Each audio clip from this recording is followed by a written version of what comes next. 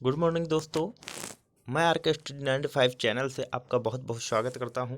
दोस्तों, आज से हम भारत का संवैधानिक इतिहास के कुछ महत्वपूर्ण फैक्ट के बारे में पढ़ेंगे, जो एमपी पुलिस और कई महत्वपूर्ण एग्ज़ामों के लिए इम्पोर्टेंट हैं। तो दोस्तों, रेगुलेटिंग एक्ट कब पारित किया गया था? तो दोस्तों, जो रेगुलेटिंग एक्ट सन 1773 ईस्वी में पारित किया गया था और भारत के गवर्नर जनरल को समिति के निर्णय अस्वीकार करने के लिए अधिकार मिला था। तो कब मिला था? 1786 के अमेंडमेंट एक्ट के द्वारा। और महारानी विक्टोरिया को भारत की सामग्री कब नियुक्त किया गया?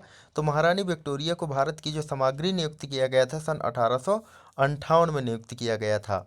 पार्लियामेंटो सुधार का उद्देश्य क्या था दोस्तों? पार्लियामेंटो सुधार का उद्देश्य था पृथक निर्वाचन प्रणाली। क्या था उद्देश्य दोस्तों? पृथक निर्वाचन प्रणाली। और इसके बाद क्या हुआ दोस्तों? इसके बाद पार्लियामेंटो सुधार बिल कब पारित किया गया था? तो सन 1919 में। कब पारित किया गया था? सन 1919 में। और ये जो बिल आया था, ये काय के लिए आया था? मुसलमानों के लिए। काय के आया था? मुसलमानों के लिए। निर्वाचन मंडल प्रारंभ में किसके लिए लाया गया था? पार्लियामेंटो सुधार 1919 सिर्फ मुसलमानों के अतिरिक्त निर्वाचन मंडल प्रारंभ करने के लिए लाया गया था। दोस्तों, 1919 में इंडियन काउंसिल एक्ट में किस बात की व्यवस्था की गई थी?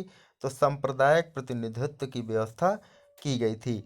मॉन्टेग्यू चेम्सफोर्ड सुधार में प्रावधानों का सार क्या था? मॉन्टेग्यू चेम्सफोर्ड सुधार में प्रावधानों का जो सार था, प्रांतों में दोहरा शासन। क्या था दोस्तों?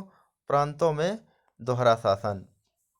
इसके बाद अपन देखते हैं भारत का संविधान लागू होने तक। जब तक भारत का संविधान लागू हुआ, स्वतंत्रता के बाद इसका शासन किसके अंतर्गत चला गया था? तो दोस्तों, किसके अंतर्गत चला गया था? सन 1935 का सरकार अधिनियम था, उसके अनुसार चलता रहा। सन 1935 के भारत सरकार अधिनियम के अनुसार ये चलता रहा स्वतंत्रता के बाद। आज़ाद भारत की आज़ादी के समय इंग्लैंड में किस पार्टी की सरकार थी? भारत को जब आज़ादी मिली दोस्तों, उस समय लेबर पार्टी की सरकार थी। किसकी पार्टी की सरकार थी दोस्तों? लेबर पार्टी की सरकार थी। और केंद्र में द्वैध शासन प्रणाली को किस अधिनियम के अंतर्गत स्थापित किया गया?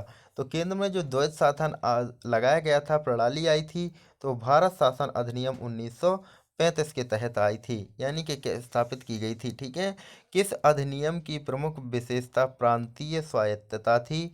सन 1935, यानी कि प्रमुख विशेषता थी प्रांतीय स्वायत्तता। ठीक है। भारत में सचिव का पद किसके द्वारा नियुक्त किया गया था? तो दोस्तों, भारत में जो सचिव का पद आया था, भारत सरकार अधिनियम 1858 के तहत आया था। इसके बाद आगे देखते हैं। तो किस अधिनियम में कलकत्ता में सर्वोच्च न्यायालय की स्थापना का प्रावधान किया गया है? रेगुलेटिंग एक्ट 1773 के अनुसार क्या किया गया था? कलकत्ता में सर्वोच्च न्यायालय की स्थापना का प्रावधान किया गया था। किस अधिनियम में भारतीयों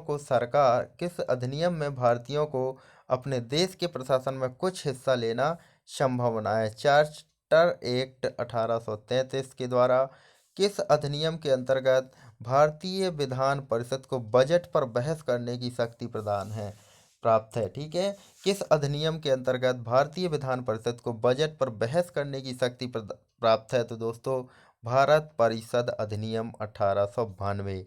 भारत परिषद अधिनियम जो 1892 का है, उसके द्वारा क्या है, भारतीय विधान परिषद को बजट पर बहस करने की शक्ति प्राप्त है। भारत का संघीय न्यायालय किस वर्ष में स्थापित किया गया? तो दोस्तों, जो संघीय न्यायालय है वो 1937 में स्थापित किया गया। केंद्र में कौन सा एक्ट द्विसदनीय विधायिका लाया? केंद्र में जो द्विसदनीय विधायिका लाया था, वो एक्ट था दोस्तों 1819 का। कौन सा एक्ट था? 1819 का। 1835 का गवर्नमेंट ऑफ इंडिया एक्ट क्यों महत्वपूर्ण है? जो 1865 के गवर्नमेंट ऑफ इंडिया एक्ट था, भारत शासन अधिनियम, वह क्या महत्वपूर्ण है? क्योंकि यह भारतीय संविधान का प्रमुख स्रोत है दोस्तों। क्या है दोस्तों? यह भारतीय संविधान का प्रमुख स्रोत है। तो दोस्तों, इस तरह से आज हम थोड़ी थोड़ी सी महत्वपूर्ण जानकारियाँ देते रहेंगे। और यदि आपको ये चैनल अच्छा लगता है तो दोस्तों, आप इसको सब्सक्राइब करें और अपने दोस्तों तक शेयर करें, ताकि उन लोगों को भी मदद हो सके। धन्यवाद दोस्तों।